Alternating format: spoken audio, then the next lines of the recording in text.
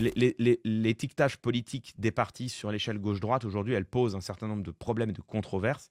Euh, j'ai déjà parlé de la situation en Belgique autour de Georges-Louis Boucher également, qui fait exactement ce que fait Bruno Retailleau en France, mais avec un impact supplémentaire en Belgique, puisque la Belgique a un cordon sanitaire. Et que fait Georges-Louis Boucher?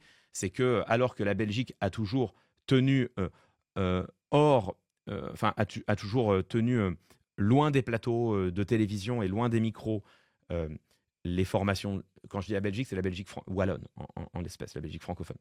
Euh, a tenu loin des micros les représentants de l'extrême droite. La Belgique wallonne a désormais un représentant politique, Georges-Louis Boucher, qui est à la tête d'un mouvement traditionnellement dit de droite, le mouvement réformateur, et qui en réalité, aujourd'hui, déploie une rhétorique qui est exactement celle de l'extrême droite. Et voilà les commentateurs et les journalistes belges un peu désarmés, puisqu'ils voient se déployer sur leur plateau une rhétorique qu'ils ont cherché à bannir, sauf que cette rhétorique est prononcée par un homme qui continue de se revendiquer de droite et qui est à la tête d'un parti de droite. Donc là on voit bien comment est-ce que catégoriser les mouvements par leur étiquette pose de nombreux problèmes, et comment est-ce que les catégoriser par ce qu'ils sont et par ce qu'ils disent résout une partie de ces problèmes. Eh bien,